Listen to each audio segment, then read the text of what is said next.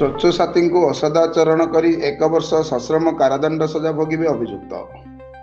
ସୂଚନା ଅନୁସାରେ 6/7/2021 ତାରିଖ ଦିନ ସକାଳ 7ଟା ସମୟରେ ଯେତେବେଳେ ସ୍ୱଚ୍ଛସାଥୀ ଏନ୍ ଗୀତା ଗାନ୍ଧୀ ସ୍କୁଲ ନିକଟରେ ସଫେଇ କରୁଥିଲେ, ସେହି ସମୟରେ ଅଭିଯୁକ୍ତ ଡାମା ପନାଡୁ ପଛପଟୁ ଆସି ଏନ୍ ଗୀତାଙ୍କୁ ଅସଦାଚରଣ କରିବା ସହ ଠେଲାପେଲା କରିଥିବା ଅଭିଯୋଗ ହୋଇଥିଲା, ଯାହାକି ଗୀତାଙ୍କ ମାନସିକ ସନ୍ତୁଳନ ତଥା ସମ୍ମାନକୁ ଆଘାତ ପହଞ୍ଚାଇଥିଲା। ସୂଚନାଯୋଗ୍ୟ, ଏହି ଘଟଣା ପୂର୍ବରୁ ବହୁଥର ଉକ୍ତ ଅଭିଯୁକ୍ତ ଗୀତାଙ୍କୁ ସବୁ ସ୍ଥାନରେ ପିଛା କରିବା ସହ ହଇରାଣ କରିବାର ଖବର ମଧ୍ୟ ଗୀତା ତାଙ୍କ ଏତଲାରେ ଉଲ୍ଲେଖ କରିଛନ୍ତି।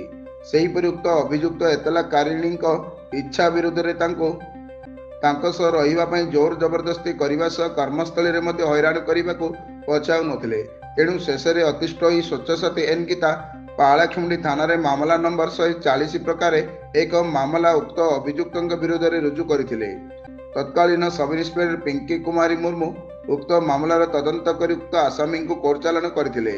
ଏହି ସମ୍ବେଦନଶୀଳ ମାମଲାର ଶୁଣାଣି କରି ମାନ୍ୟବର ସିଜିଏମ୍ ତଥା ଆସିଷ୍ଟାଣ୍ଟ ସେସନ୍ ଜଜ୍ ଶ୍ରୀ ନରୋତ୍ତମ ସେଠୀ ଭାରତୀୟ ପିଙ୍ଗଳ କୋଡ୍ର ଧାରା 354, 354 କ ଏବଂ 354 ଘରେ ଉକ୍ତ ଅଭିଯୁକ୍ତଙ୍କୁ ଦୋଷୀ ସାବ୍ୟସ୍ତ କରି ସମସ୍ତ ଧାରାରେ ଅଲଗା ଅଲଗା ଭାବେ 1 ବର୍ଷ ସଶ୍ରମ କାରାଦଣ୍ଡ ଓ 5,000 ଟଙ୍କା ଜୋରିମାନାରେ ଦଣ୍ଡିତ କରିଛନ୍ତି। ଜୋରିମାନା ଅନାଦାୟୀ ଅଧିକ 1 ମାସ ସଶ୍ରମ କାରାଦଣ୍ଡ ଭୋଗ କରିବା ନିମନ୍ତେ ବିଚାରପତି ନିଜର ରାୟରେ ଉଲ୍ଲେଖ କରିଛନ୍ତି। ସରକାରଙ୍କ ପକ୍ଷରୁ ଏପିପି ଶ୍ରୀ ଆର୍ ଉଦୟ ଚନ୍ଦ୍ର ରାଉତ ଏହି ମାମଲାର ସଫଳ ପରିଚାଳନା କରିଥିବାର ଖବର ଭାରପ୍ରାପ୍ତ cadre public prosecutor Rajesh Kumar Mishra ସୂଚନା ଦେଇଛନ୍ତି।